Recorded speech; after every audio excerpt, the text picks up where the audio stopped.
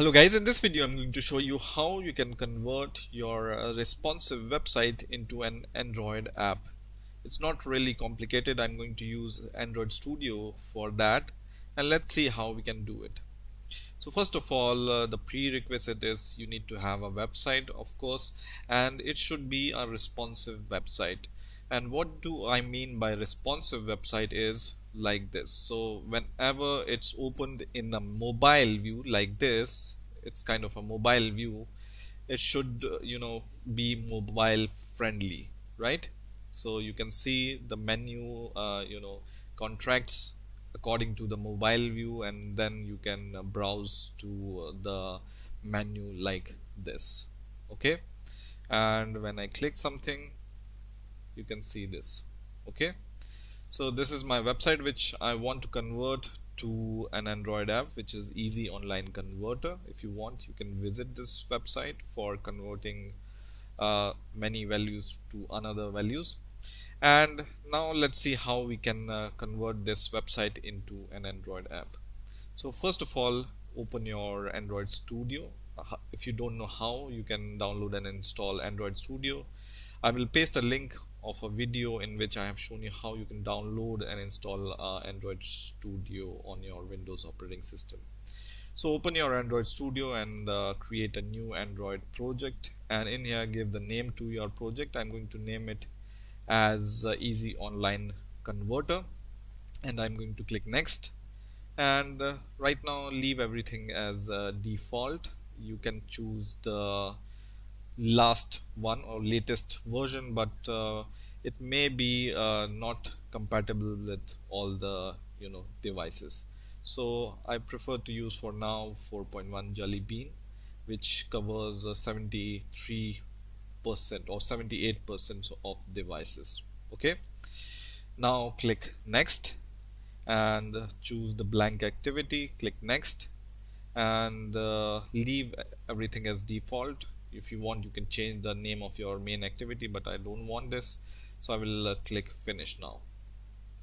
So now our project is created, and the first thing we are going to do is we are going to remove this hello world component from here.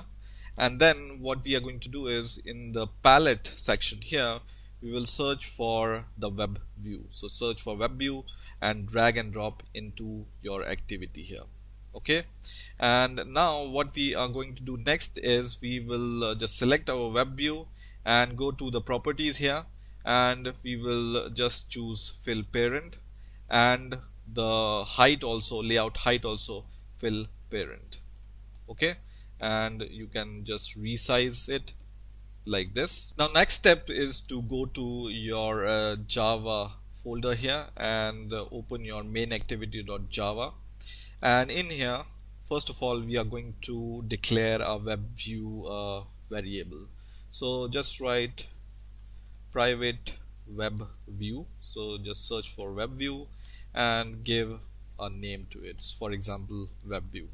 Okay, and now once you have created your variable, just copy your variable and go to your onCreate method here, and just here just paste your web view, and then we are going to call this web view by casting it. So what we need to do, just give a bracket here and then just write web view, and then outside the bracket just write find view by ID. So it will find your component using your ID, and then just write r dot id dot your web view ID, which is web view in our case. Now here you may be confused because your component ID is also web view, and your private variable is also web view with the same spelling. So for example, I can change it to my web view so that it will be clear which is what. Okay, so just do it here. Now the second step is just create a variable, one more variable, which is web view settings, and just name it as web view settings is equal to, then just take your my web view and then call a method called get settings here. The next step is to take your web settings from here and then call a method called set JavaScript enabled is equal to true. And what it's going to do is it's going to enable the JavaScript in your web view. So whenever you use a website which is using JavaScript, it's going to support this. Okay. Now next step is to take your web view variable, which is my web view in my case, and then call a method called load URL, and in the double quotes give the URL for your website. So I will just copy the URL of my website from here and paste it in these double quotes. Okay. Now whenever you are using a web view, in order to give your device the permission to use internet, you need to change the manifest file from here.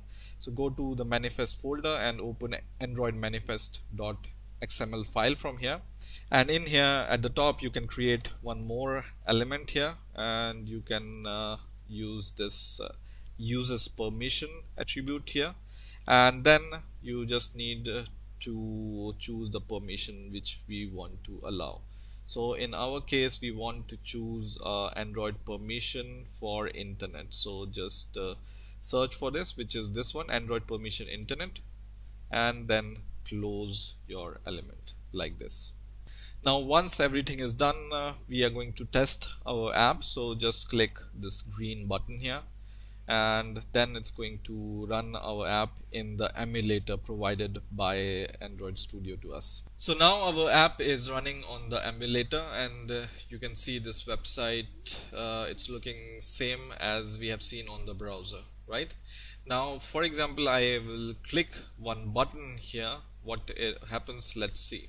So I'm going to just click this checksum calculator, for example, and let's see what happens when we do this. So what happened is it's going to open this URL in the browser, and this we don't want. We want that whenever we click some option here, it should be opened in your app itself, right? So we are going to correct this thing in a moment. The second thing, we want to add the functionality for the back button, right? So whenever we want to browse the pages forward and backward, then we want to add the functionality for that. And the last thing you may observe here is the padding around your app. So you can see a little bit of margin is left here around your app, which also we are going to remove. Let's see how we can do these things. So to solve the first problem, we are going to go to once again to our main activity.java file, and in here we will take our my web view variable, and then we will call a method called set web view client, and then we will just call new web view client. Okay, and what this line of code will do is it's going to prevent your URLs to open in the browser. So whenever your app is open and when you click some link, it's not going to open this link in the web browser. Okay, so this line is for that. I'm going to minimize this thing so you can see better. Now to add the back button functionality, there is a predefined method here which we can call, which is called on back press. So just write on, and it's going to show you this IntelliSense. Just press and select on back press, and this is going to add this method here. Now whenever the back button is pressed and we are browsing our website, we want that we will go to the last page we have browsed. So we will add a condition here, and this condition is just take your my web view first of all, and then we will first of all check if we can go back. So there is a method called can go back, and it replies a boolean value. So if in the app you can go back, then it's going to return true, and in this case what we will do, we will go back. So just take your my web view object and then call a method called go back. So if you can go back, you will go back, else you will exit the app. So just write else, and this line will be inside this else condition. If you want, you can add these bracket, but for one line you don't require, but let's add it for the sanity. So this is for the back button functionality. Now the third thing was the padding, extra padding.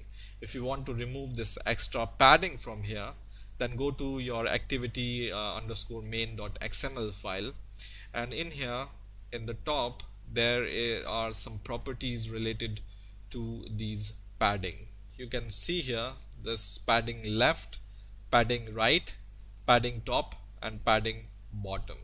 So these are the attributes which are responsible for adding the padding around your app. But in our case, we don't want this padding, so we can remove these four attributes: padding bottom, padding top, padding right, and padding left. And don't remove anything else. So just remove these things and then save your code, and then we are going to once again run our app. Okay, so let's see what happens when we run our app.